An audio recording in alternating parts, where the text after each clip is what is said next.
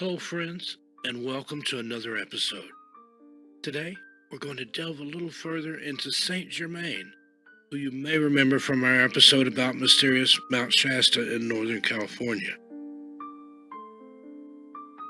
It was on this mountain where occultist and author Guy Ballard claimed to have encountered Saint Germain, who identified himself as an ascended master.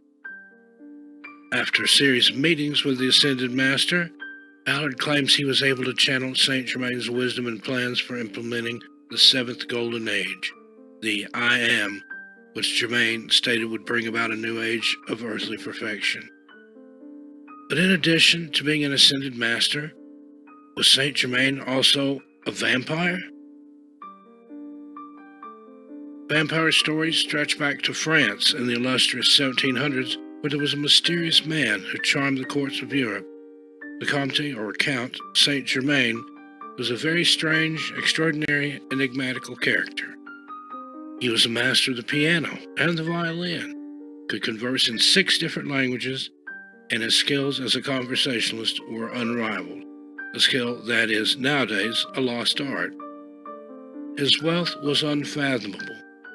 He carried gems around in his clothing, and no one knew how he came into such wealth. No one knew anything about his family, where he came from, or who he was. One of his greatest passions was alchemy, and he was believed to have an extraordinary talent for not aging. Maybe it was his vast knowledge of cosmetics and herbs that kept him young.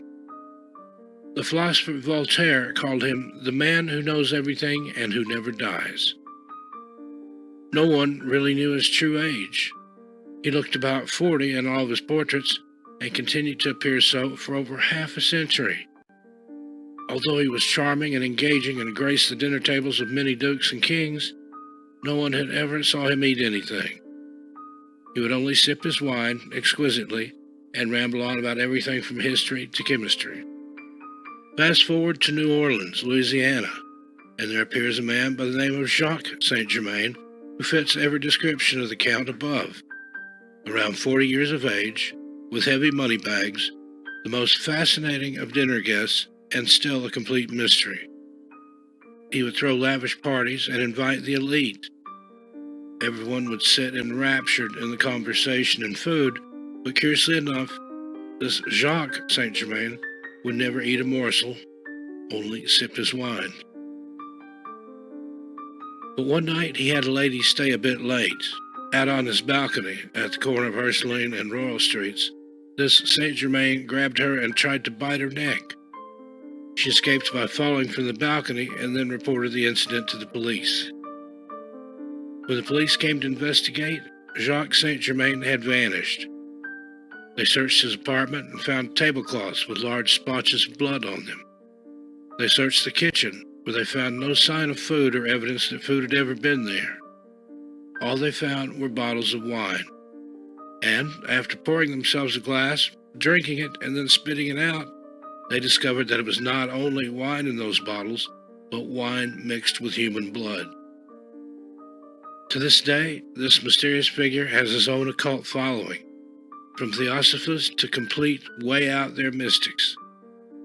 The Count was purported to die in the year 1784, although no one saw his death, and some claim to have seen him many years after this date.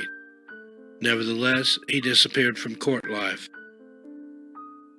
In terms of murder, New Orleans rates among the highest. It has always been a notorious place for missing persons.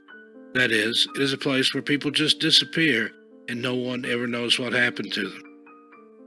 The blood of the French, Spanish, Indian, African, Creole, and English all mixed together here, where the mosquito is not so picky.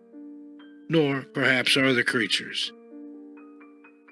John and Wayne Carter were brothers. They seemed to be normal in every aspect, held normal labor jobs down by the river, and lived on a street in the French Quarter. It was the 1930s during the Depression, and times were hard, so a man worked all he could. One day, a girl was reported to have escaped from the Carter brothers' apartment and run to the authorities. Her wrists were cut, not enough to cause immediate death, but enough to cause her blood to drain slowly over the next several days. The policeman ran to the Carters' third-story apartment and found 4 other people tied to chairs with their wrists sliced in the same fashion. Some had been there for many days. The story was that these brothers had abducted these people in order to drink their blood at the end of every day when they came home from work. Police also found about 14 dead bodies. The cops waited for the brothers to return, and when they did, it took 7 or 8 of them to hold down the 2 average-sized men. A few years later, when the Carters were finally executed, their bodies were placed in a New Orleans vault. Cemeteries in New Orleans are quite picturesque. Not only are they more ornate than the rest of the nations, but they inter many generations of one family inside one vault. The remains sift down into the bottom of the vault, and when it's all rubble, a new body is slid inside. Many years after the Carter brothers' death, when they were placing some other Carter in the family vault, they discovered the vault was completely empty. No John or Wayne. They were gone.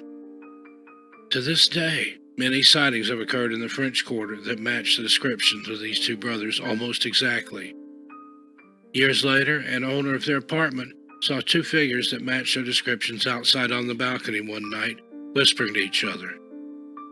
Both figures jumped off the top of the 3rd-story balcony and took off running. The rumor is that if a vampire drinks of your blood 7 nights in a row, then and only then can you become a vampire. Some of those found in the Carter brothers' apartment had been there over 7 days. One warped fellow named Philippe went on to become a notorious serial killer. And of course, he would do more than just kill his victims. He was believed to have drank all 32 of his victims' blood.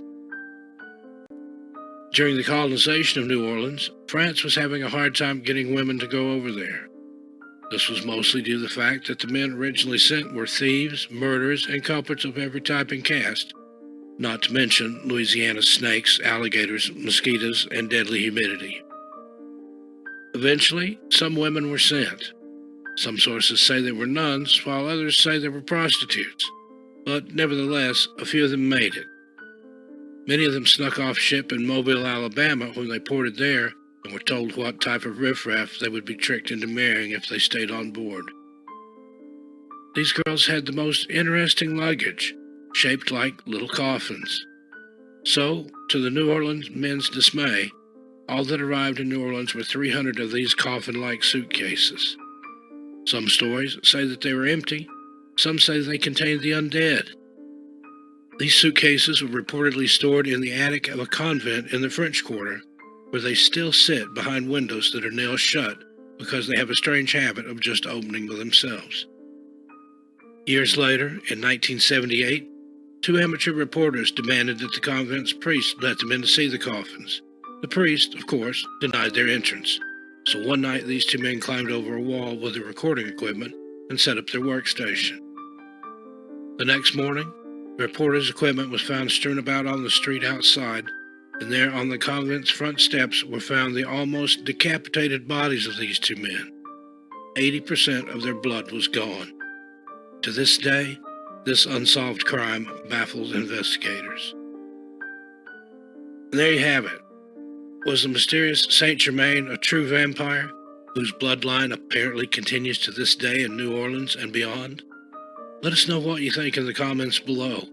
And please remember to hit the like and also share the video on social media. I'd like to give a special thank you to my good friend, fellow author and paranormal researcher, Christina Corsetti, who allowed me to use her writing for this video. I invite everyone to go show her some love in our Facebook group, Haunted Salem's Paranormal Awakening, and on Tumblr at